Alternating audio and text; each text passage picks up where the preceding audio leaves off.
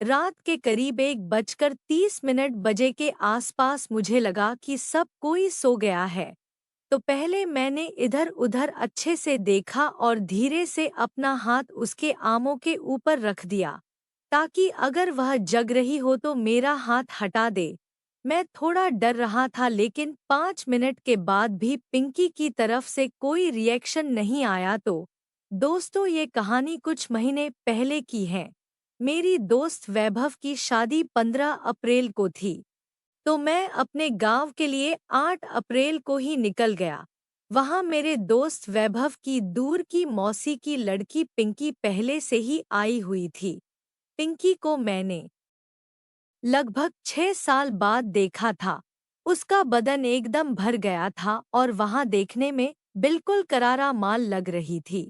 चूंकि पिंकी मुझसे 3 साल ही छोटी थी, तो पहले भी हम दोनों की व्हाट्सएप पर खूब चैट होती थी।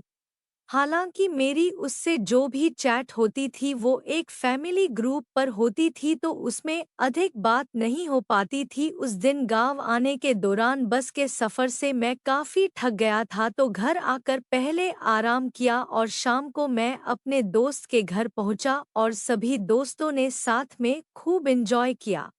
और पिंकी के साथ मेरी खुल के बातचीत भी हुई। हम कुछ देर तक अकेले भी बैठे रहे और इस दौरान वो मुझसे मेरी गर्लफ्रेंड को लेकर बात करने लगी। मैंने पिंकी से कहा कि मेरी कोई गर्लफ्रेंड नहीं है और मैं इन सब चक्करों में नहीं पड़ता है, तो उसे यकीन नहीं हुआ और बोली कि देखने में तो स्मार्ट हो और शहर में भी रहते हो, तब भी कोई गर्लफ्रेंड नहीं है। इसके बाद हम दोनों काफी देर तक हंसी मजाक करते रहे।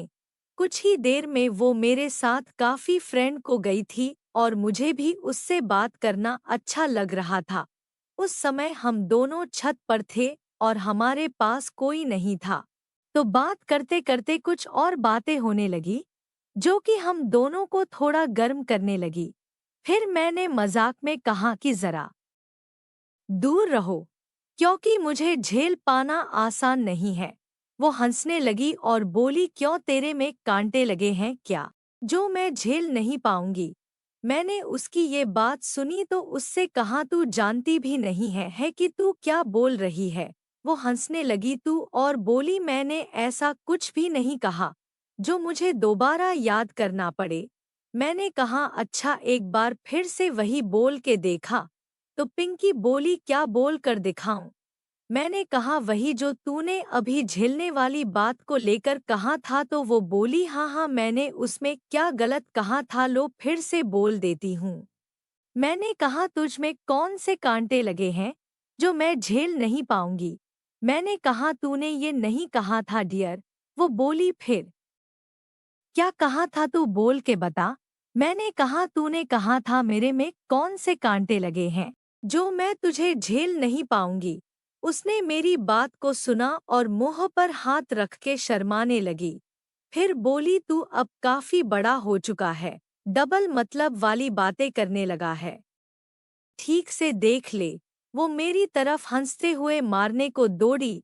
इसी तरह की बातचीत से हम दोनों एक दूसरे से काफी फ्रैंक हो गए थे। अब रात गहरी हो गई थी, तो घर में सभी लोग सोने की तैयारी करने लगे। मैं भी अपने दोस्त वैभव के घर ही रुक गया। हम सभी ने नीचे ही बिस्तर लगा लिए और सभी नीचे ही सोने लगे। मैं जिल करने लगा कि मुझे कूलर के आगे सोना है, तो मैं और पिंकी दोनों पास में ही सो गए। रात के करीब 1:30 बजे के आसपास मुझे लगा कि सब कोई सो गया है। तो पहले मैंने इधर-उधर अच्छे से देखा और धीरे से अपना हाथ उसके आमों के ऊपर रख दिया, ताकि अगर वह जग रही हो तो मेरा हाथ हटा दे। मैं थोड़ा डर रहा था, लेकिन 5 मिनट के बाद भी पिंकी की तरफ से कोई रिएक्शन नहीं आया, तो मैं थोड़ा सा सहलाना शुरू कर दिया। मुझे ये इतने मुलायम लग रहे थे कि मेरा दिल कर रहा था कि ऐसा ही करता रहो। कुछ देर तक ये सब करने के बाद अचानक से पिंकी दूसरी तरफ करवट ले ली और मेरी तरफ पीछे वाला हिस्सा कर लिया। अब मैं उसके और करीब हो गया, जिस कारण मेरा नागराज उससे तगारने लगा। मुझे तो जैसे स्वर्ग का एहसास हो रहा था। मैं ऐसे ही लगभग 10 से 15 मिनट तक पढ़ा रहा। उसके बाद पिंकी ने फिर से करवट बदलकर चेहरा मेरी तरफ कर लिया। अब मैं भी समझ गया था कि पिंकी और उसका विरोध ना करना ये बढ़ा रहा है, कि उसे भी ये अच्छा लग रहा। फिर पिंकी ने बहुत ही धीमी आवाज में कहा, क्यों नींद नहीं आ रही है क्या? मैंने कहा, नींद ही आती तो तुझसे क्यों पंगे लेता। ये सुनकर पिंकी मुस्कुरा दी और बोली, तो क्या इरादा है? मैं बोला कि वही जो शाम था। पिंकी ने कहा कि क्या बोला था? तो मैं बोला कि क्यों भूल गए क्या? तो पिंकी ने मजाक में कहा कि बताओ ना। मैं बोला कि यही बोला था ना, आप झेल नहीं पाओगे। तो पिंकी बोली, ठीक है, मैं भी देख लेती हूँ कि कौन झेल नहीं पाता। उसकी बात सुनने के बाद तो मुझे हरी झंडी मिल गई थी और मैं खुश हो गया कि आज काम बन जाएगा। फिर पिंकी बोली, लेकिन ये किसी और की अमानत है। तो मैं बोला कि मैं कहा, इसे लेकर अपने घर जा रहा, बस प्यार करके वापस कर दूंगा। फिर हम दोनों मुस्कुरा दिए और फिर पिंकी ने कहा कि जो करना है जल्दी करो, वरना कोई जाग जाएगा। मैंने भी जल्दी से अपने हथौड़े को जगाया और शुरू हो गया।